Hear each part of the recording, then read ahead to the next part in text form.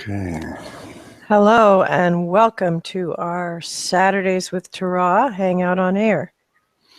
I'm Mary Beth at the Law of Attraction Club, and we're on the web at theloaclub.com.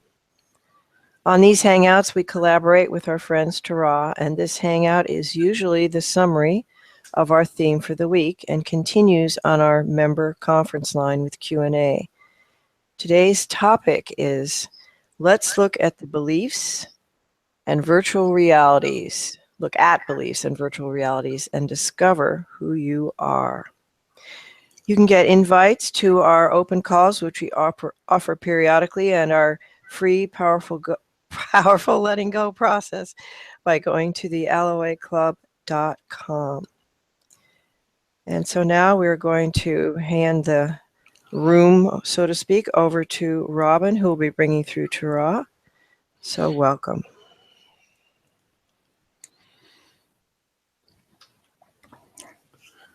Welcome back to our discussions in which we bring our non-physical perspective to bear on your questions about how the law of attraction works and how you can align your thinking in ways that will create more of what you want in your life.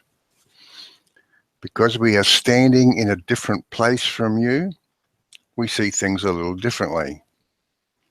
And from that vantage point, we offer a new way of seeing things. As always, we say, choose only that which feels good, that which resonates with you. Leave the rest, because what we will not be doing here is telling you that our view of things is the way, the truth, and the life for you. Each of you makes your own choices. There is no right story and no wrong story, just your story, unique to you. And without it, you wouldn't exist. Perhaps as with this one, over a lifetime of seeking answers, some of this will begin to resonate. For these next few minutes, to the extent that you can, we suggest you set aside any entrenched positions that you have, and let's see if these concepts make sense for you. Let's begin. What is a belief? We say a belief is a habit of thought. What then is a core belief? A core belief is a habit of thought. A well-practiced habit of thought, perhaps, but it's nothing more, nothing less than that. When this one first heard Abraham define beliefs in this way, he thought, oh no, there has to be more to beliefs than that. He has since come to understand that these are all simply choices you make. You make them for a variety of reasons, and you cling to them for an even greater variety of reasons, but you make them. What then is faith? We would describe faith as a belief you choose that's not based on evidence. Well, as we progress here today, we will make the case that none of your choices are based on evidence, because in truth, there's no such thing. And the views of an atheist are as much faith-based as are those of any religious persuasion. Look around you. Listen around you. Feel around you. You perceive yourself as a physical you in a physical world. And yet no matter what you choose to believe as your story about the nature of reality, interpreting what your senses are telling you is all done internally. What you see as an external world is a movie you create internally in your mind. So here's the number one fundamental question about reality. Are your eyes, for example, converting light reflecting off external objects into signals that are sent to your brain? Or is that image you are seeing internally generated?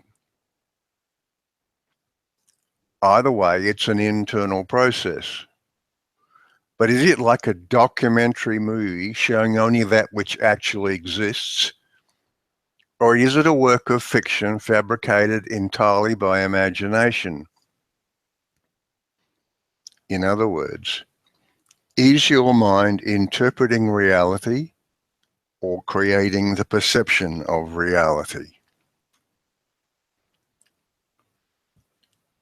In a movie theater, if you turn your head, you see your surroundings, the walls, the emergency exit lights, and so on.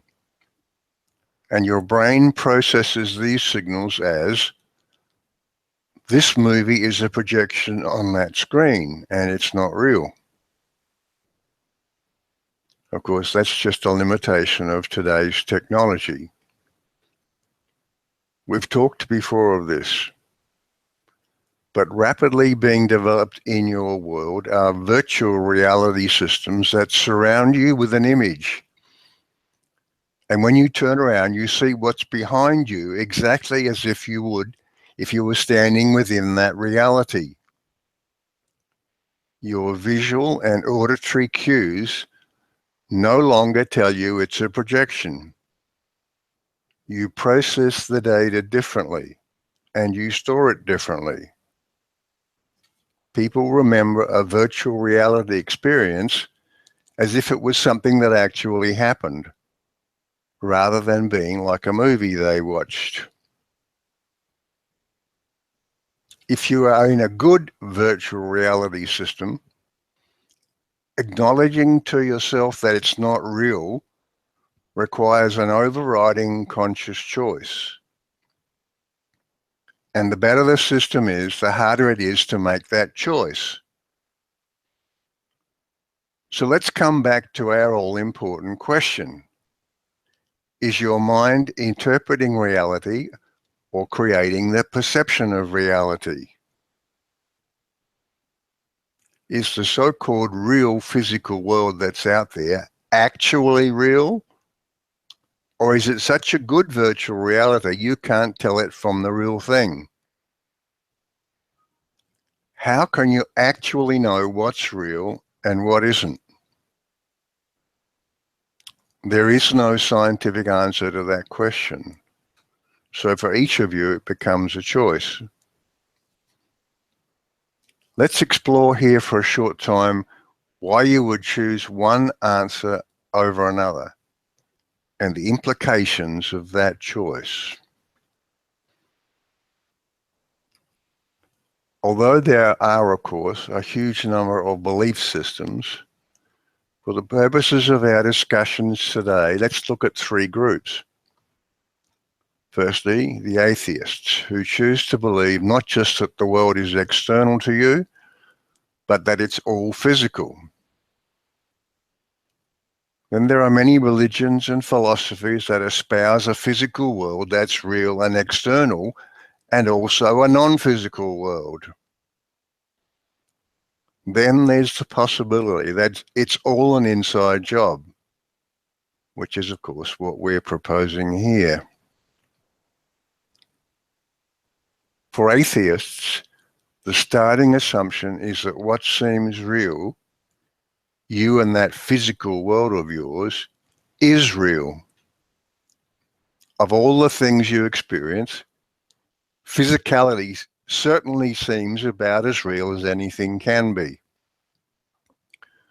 We'll talk about apparent realness a little later here, but the atheist's first assumption is that this can be taken as self-evident truth, and you have to start somewhere. Their second assumption is related to the first. If anything non-physical exists, you would be able to see evidence of it or the effects of it in the physical world. The problem with this approach is that it has to discard as irrelevant any question of who you are and what you're doing here, and offers no good explanation of that pesky thing called consciousness. But given those assumptions, it is at least logical.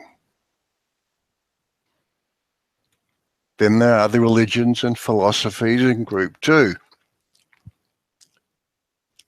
We could say these have arisen in part in order to explain what could not at the time be otherwise logically explained, but also in response to what the atheist would describe as self-delusion, an inherent sense that many of you have that there is more to it than just this physical stuff. The problem here is that when you try to overlay those non-physical ideas on top of the concept of a shared physical world, it often builds into a truly convoluted theological structure that raises more unanswerable questions than it attempts to answer.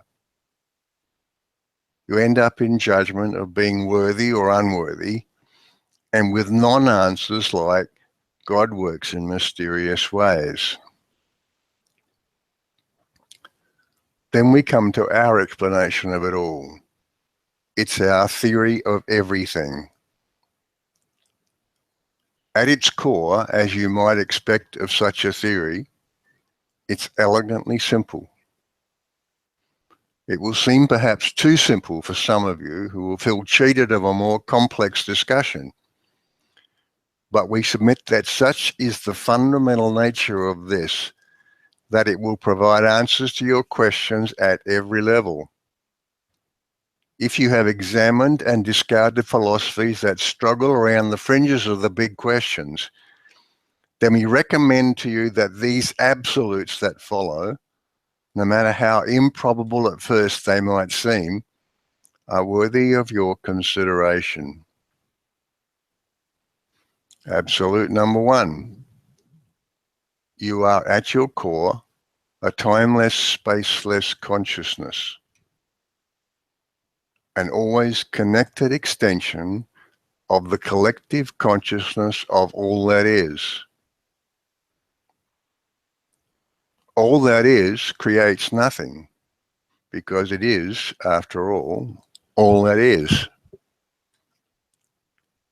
It is your intentions, belief choices, and expectations that create the individuation that is you and the matching context around you. Absolute number 2.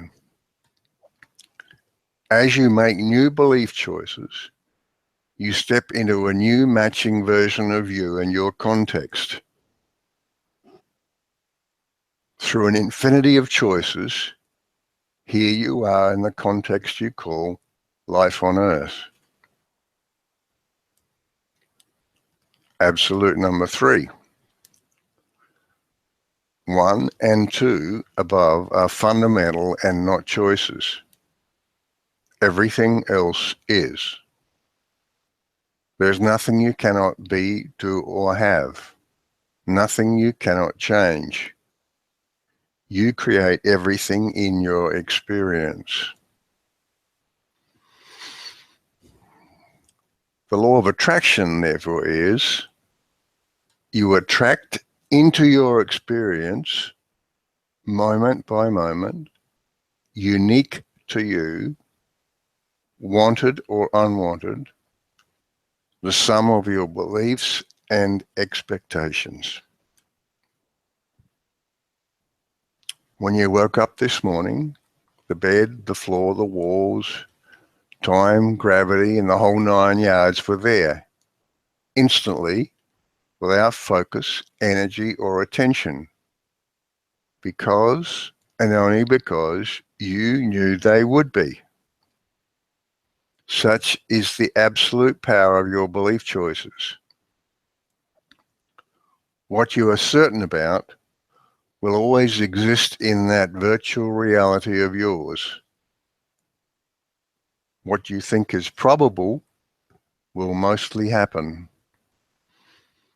What you think is improbable will happen sometimes. What you know as impossible will never happen. Nothing changes in that world of yours until you make a new belief choice. When you read, studies have shown that, ... and you choose to believe those studies, you are simply filling in some of the detail between the boundaries you have already established. There are infinite versions of the CNN nightly news. The version you create will always be a match to you at that moment. The versions of those other people, consciousnesses, that show up in your world are always going to be an exact match to your beliefs about them. Their world and your world intersect at those matching points. And it looks a whole lot like a big shared world. But in truth, there is no world out there at all. It's all an inside job. So how come that physical world looks so real? So real that it seems self-evident. Let's use an example we've used before. When you wake up from a dream, although some dreams can be almost visceral experiences, you know inherently that the conscious state you've re-entered is more real than the one you just left. That's because the context that's an exact match to you, as you might logically expect, is always going to have the feeling of greatest reality. When you die, at the level we're talking on here, it's always a choice. And depending on what you believe about death, perhaps a big choice. That choice creates a new version of you. And a new matching context wraps itself around you. And that will always inherently feel more real than the world you just stepped out of. It's a new perspective. Realness is relative. So what are you not at choice about? Absolutes 1 and 2. And that's it. Everything else is a choice. For example, from our friends Abraham come these words about aging and the power of expectation. The majority have been programmed from their past experience to expect physical decline. And while it is something they don't want, they are programmed to expect it. And so they're going to get what they expect. It's not that what they expect is the reality that everyone lives, but that everyone lives the reality of what they expect. In other words, this idea that you're inevitably going to get old and your physical apparatus is going to decline until you die, it's just one version of a story. You can look at that world out there and say, this is the way it is. This is what always happens, and therefore this is my destiny. But in truth, that world is not out there. And what always happens in it is what you've always decided will happen in it. Perhaps it's time for some new decisions.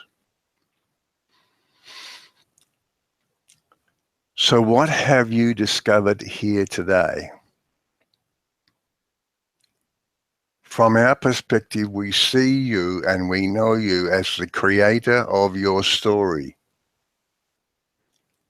There's no world out there that you have to struggle with and somehow learn to survive in. The world is within you, and it's created by what you choose to believe and then practice believing until it's in the core of you. Some of you, of course, are invested heavily in your particular belief system. And as we said at the start, that's absolutely okay. If you're feeling good and life is fun, then you are making good choices. We're just wanting to let you know, to remind you really, because there is a connected place within you that knows all of this stuff.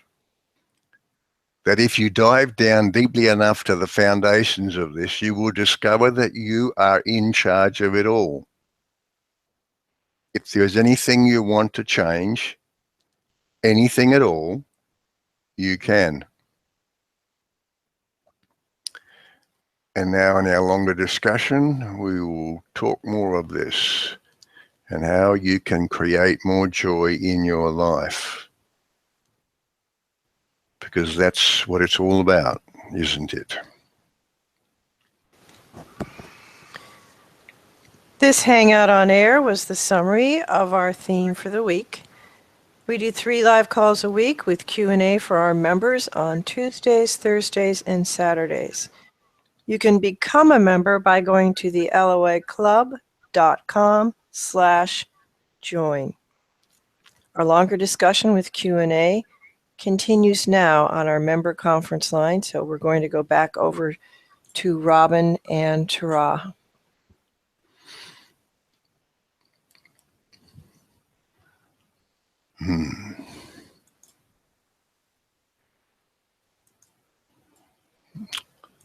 Bear with us here.